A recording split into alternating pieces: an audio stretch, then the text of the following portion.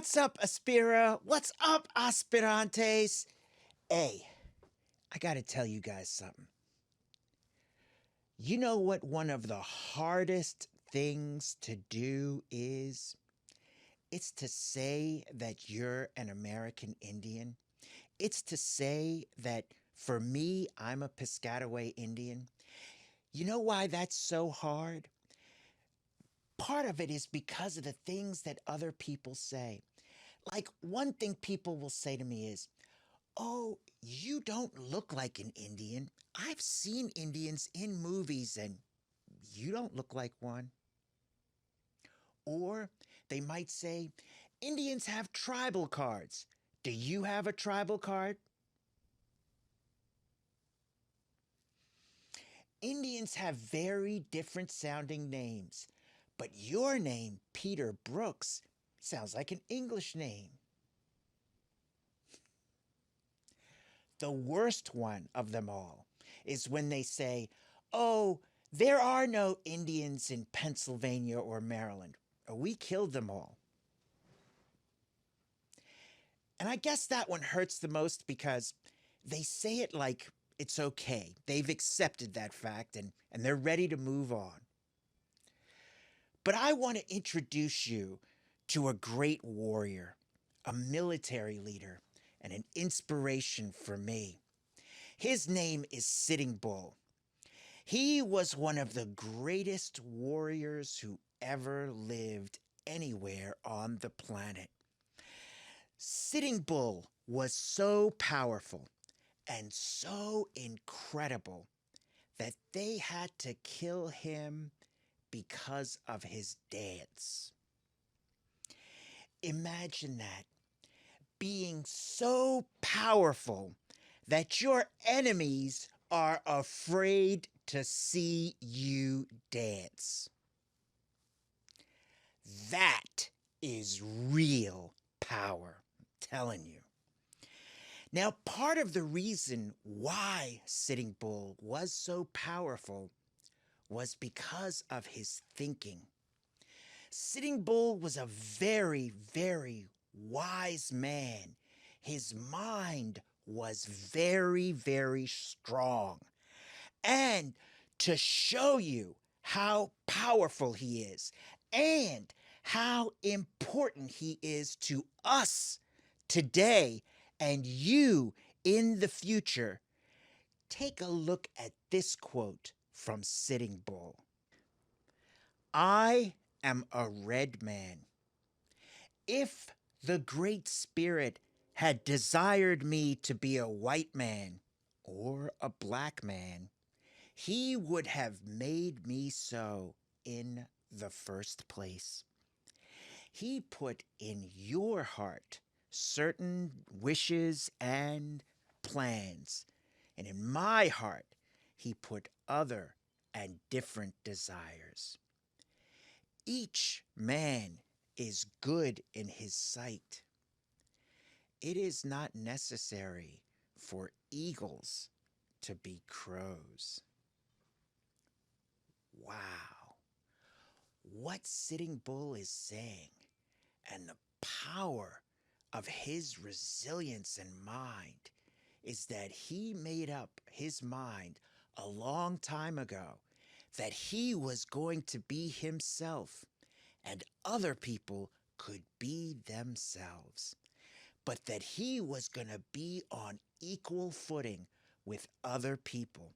That no matter what you had that was good, and no matter how much you had it in abundance, even if it was more than what he had, he still was satisfied with the good that he had.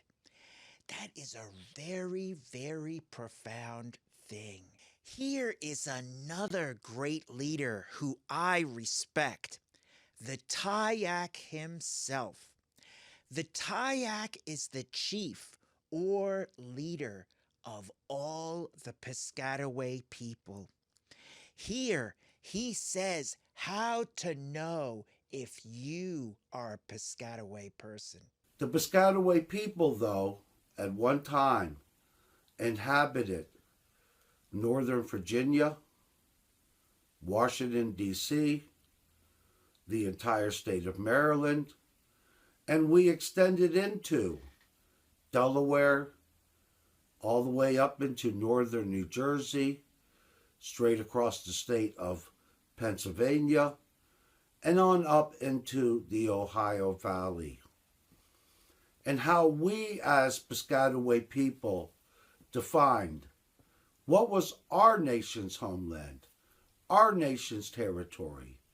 It was defined by how far our language was being spoken. We did not recognize borders, states. We recognized the land that our people inhabited and lived on. Today, when we say communities, it goes way past being a Piscataway Indian. Here in the United States, as American Indian people, we represent over 500 indigenous tribes or nations. Many of our people speaking different languages, different customs, different traditions, different forms of economics and tribal governments. Many of our people are very diverse from region to region to region. But we do believe that we are all one people. And what bonds us together is our DNA, our Indian blood. So the Piscataway Nation has welcomed all the different American Indian tribes that have relocated and live here in our state today. So you see, it has to do with the DNA, but it also has to do with the language. Can you speak the language of the Tayak? Here is another great Native American leader and a man that I respect, Russell Means. He will make it very clear what the difference is between an Indian and a non-Indian. An old man told me once that the hardest thing today is to be an Indian. Now, he did not mean racial discrimination. He did not mean bias and prejudice. He did not mean the white man's hate for us. What he meant was living the life of a traditional Indian in today's world. Today's world, it's too easy to be white. To be a white man, all you have to be concerned about is money and possessions and the pleasures, what he terms pleasures of life, when he doesn't realize that here lies the pleasure, the life that surrounds us, these green things which are our relatives, this grass, the things that grow are our relatives. That is life. That's beauty.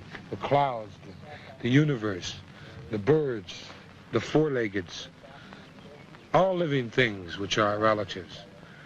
But the white man sees that he has to manipulate and exploit all these things so that he can have pleasure, self-pleasure. It's complete selfishness. And so this is what that old man meant when the hardest thing today is to be an Indian, to get up with the morning star and pray at the time that the great mystery gave the two-legged the time to pray. You see, with the morning star, everything is quiet. All life has rested so that the two-legged can communicate with the great mystery. The birds are quiet. All life is asleep. Our Mother Earth is asleep. And so at this time in the morning is the time when we pray, as we have recognized that it is set aside for us at that point in time. The hardest thing to be an Indian is to go into the sweat lodge daily, to live the life of our ancestors. That's what he meant, because it's so easy to be white. It's so easy to go out and get a job and become concerned only with money. And then you start building fences around your house, and you start building fences around your cities, you start building fences around your states, you start building fences around your country, and all this time you're building only a fence around yourself. And that's the fault of the white man. He is by himself. He lives by himself. He has no relatives. He even goes so far as to leave the land of his ancestors, to leave the burial places of his forefathers. He has no respect. All right, Aspira Aspirantes. I hope I gave you something good to think about. You know, the most important thing is to be yourself. Be true to yourself. Because at the end of the day, you came into the world alone and you're going to leave alone. And all the other people are going to fall away. So you've got to be able to live with yourself, be comfortable with yourself, and love yourself. Love the little things about you. I know you may think negative things, especially if you compare them to other people, but these things that you have are just as beautiful. And if you don't believe me, just look up and learn more about Sitting Bull and see what a powerful person he was because he believed these things as I do. All right, see you next time.